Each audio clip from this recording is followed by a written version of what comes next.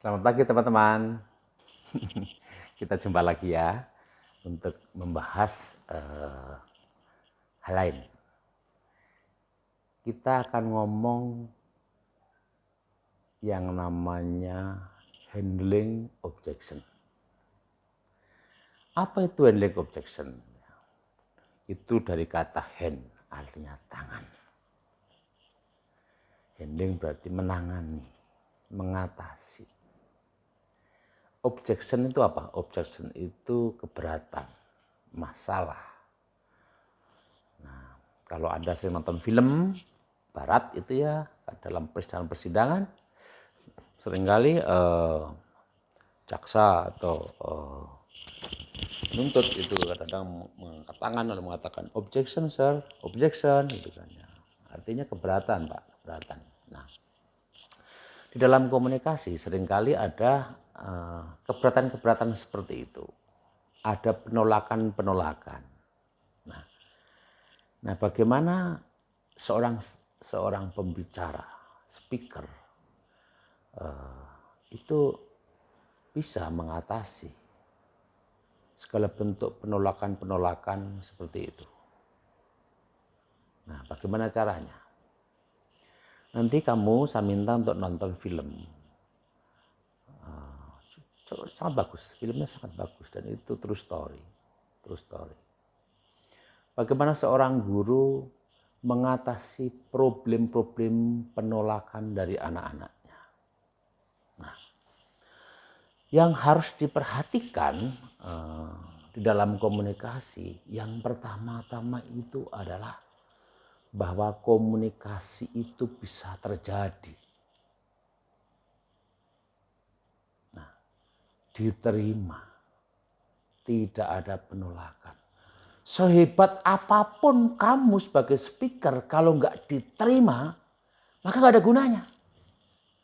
Ngomongin ngetupiuk, ya, hebat sekali, luar biasa, dalil-dalil semua dikeluarkan, teori-teori dikeluarkan semua. Tapi kalau nggak ada komunikasi, nggak diterima, ya nggak masuk.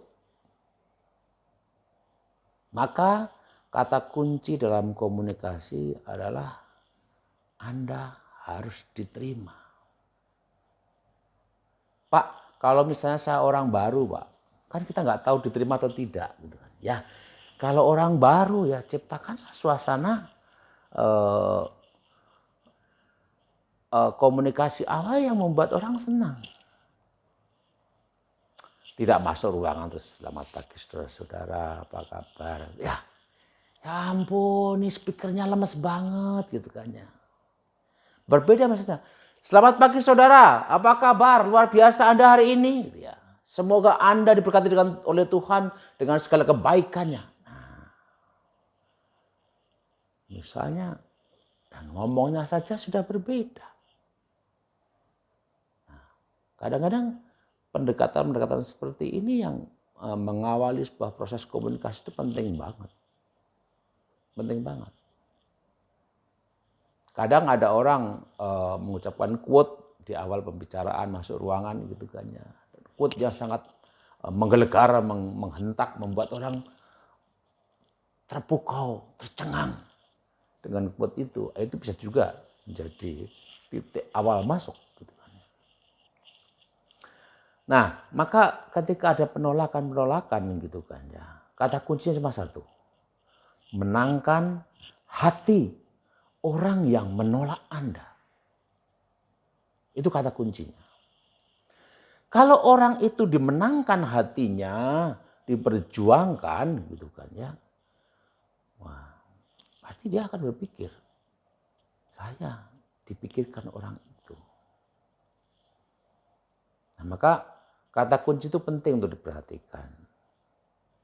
Seringkali kita ditolak karena mungkin berbeda gaya bahasa, berbeda gaya bergaul dan sebagainya.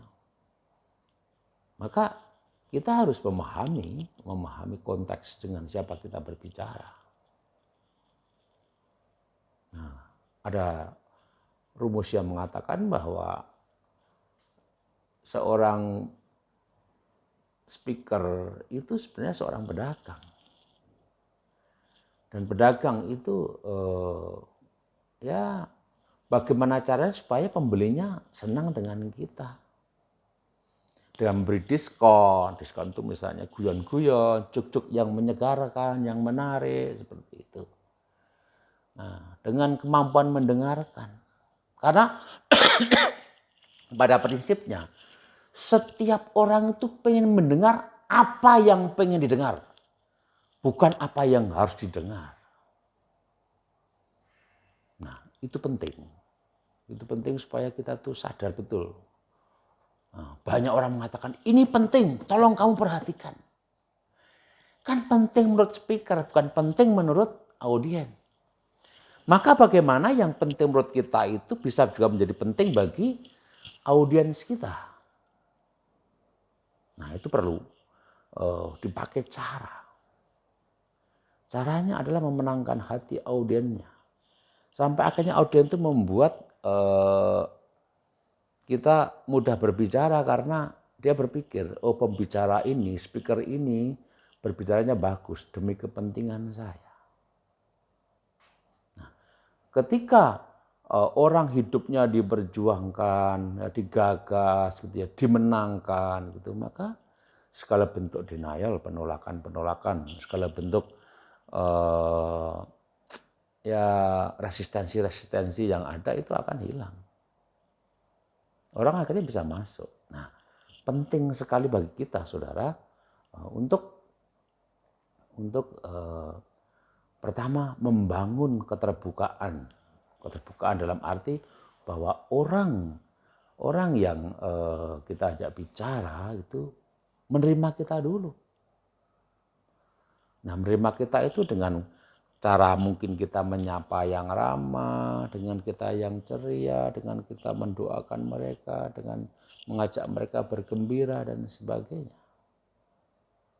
Nah, setelah diterima, kita baru menyampaikan hal-hal penting di dalam pembicaraan kita.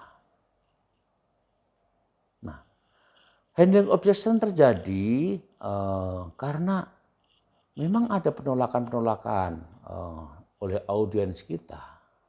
Maka carilah, mengapa ya kok dia menolak omongan saya? Mengapa ya kok saya nggak digagas? Gitu kan ya. Dicari. Apakah karena saya ngomongnya ngawur, tidak ada datanya, ngomonganku nyelekit, nggak kepena, atau memang omongan saya sampah, nggak ada isinya, nggak menarik sama sekali. Harus cari itu semuanya. Nah, kalau kita ketemu lalu kita cari solusinya. Lalu kita lihat, saya sebenarnya tidak ada kekurangan sama sekali. Tapi kok orang tetap menolak gitu kan ya. Nah, berarti problemnya ada dalam diri audiensnya itu sendiri. Oleh karena itu kita perlu memahami audiens kita. Setiap orang butuh didengarkan, dimengerti. Kalau kita bisa mendengarkan kebutuhan audiens kita, bisa mengerti, memahami yang dialami audiens kita,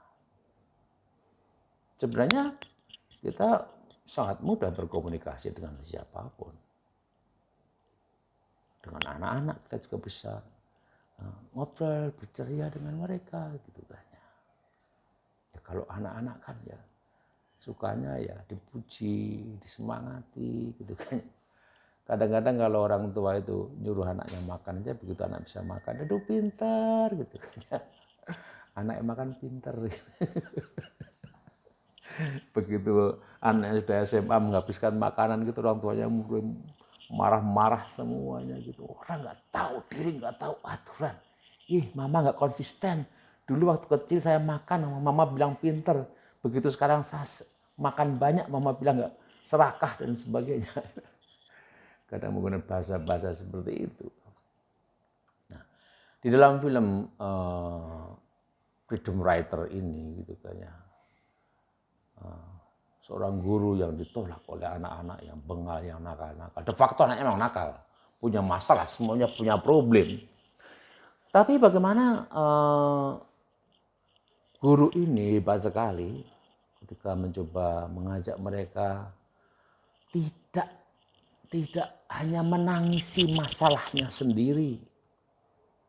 Maka dia comparing, membandingkan dengan masalah orang lain yang lebih berat, lebih serius.